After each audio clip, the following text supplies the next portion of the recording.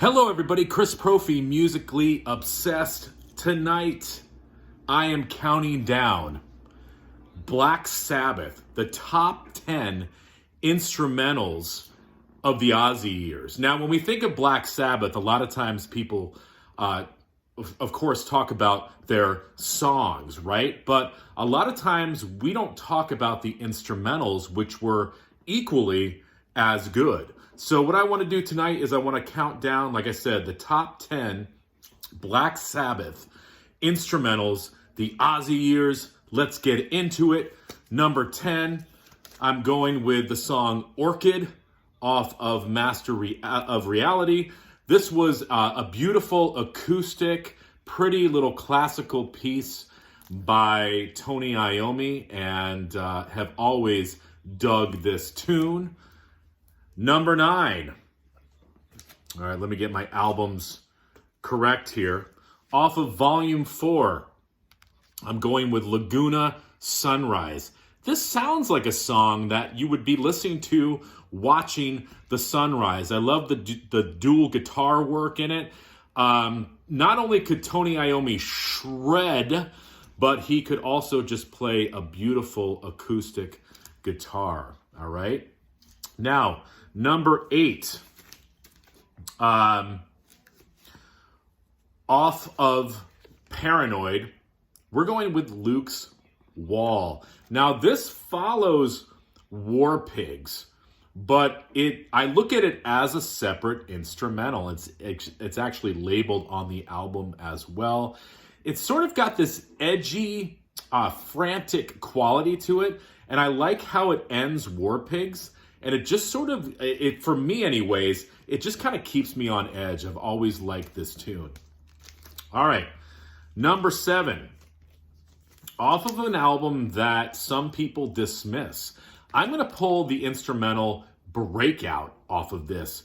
Always have loved this tune. I like the jazz flourishes in it. It's this ba-na-na-na, boom, and then it's like this droning sound, and then you've got, like I said, you've got some jazz flourishes in it as well. I think this was probably one of the songs that pissed Ozzy off and made him leave. Like, why is Black Sabbath playing jazz? Well, because it sounds cool. All right, number 6. This is an instrumental that is actually a little hard to hear because it's very, very quiet. But off of Sabotage, my favorite Black Sabbath album, you've got the song Don't Start Too Late. And you have to put your ear really, really close to the speaker to hear this beautiful little instrumental. But don't stay there too long, because right after that, the main riff for Symptom of the Universe comes in. But coming in at number 6, the instrumental Don't Start Too Late. All right, number 5, we're going back to Master of Reality. And I'm going to pull the song Embryo off of this. It almost sounds like a violin and guitar together. I'll have to look back in the liner notes to see if it's actually a violin. But as I'm listening to it, I feel like I'm on the English countryside during the burning of a wicker man. It just sort of has that vibe to it. Embryo, number 5, off of Master of Reality. Now, number 4. This is sort of a strange instrumental. I'm going to name them together. I'm going to go Wasp and Basically. I know Behind the Wall of Sleep, that tune is in between those two, but Wasp is heavy instrumental.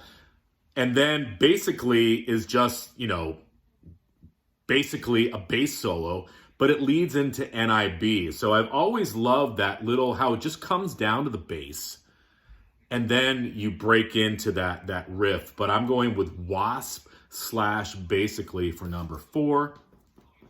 All right, number 3, we're jumping back into Paranoid, and I'm going with Jack the Stripper. Now this is right before Fairies Wear Boots. I like the melodic lick that Tony Iommi is playing in this.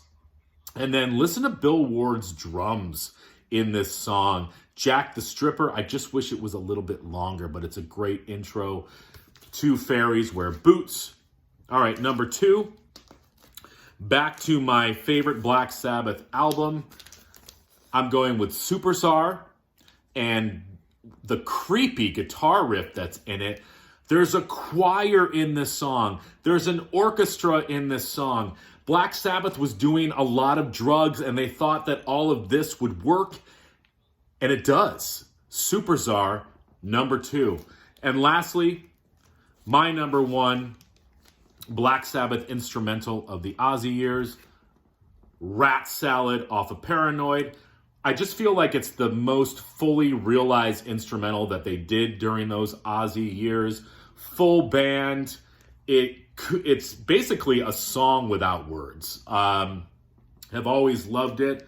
And, it comes right before Fairies Wear Boots. So technically there's like 2 instrumentals. You've got Rat Salad and then you've got Jack the Stripper. But there you go. My top 10 Black Sabbath instrumentals. Let's not forget about the instrumentals. They were as good. All right, guys. Adios.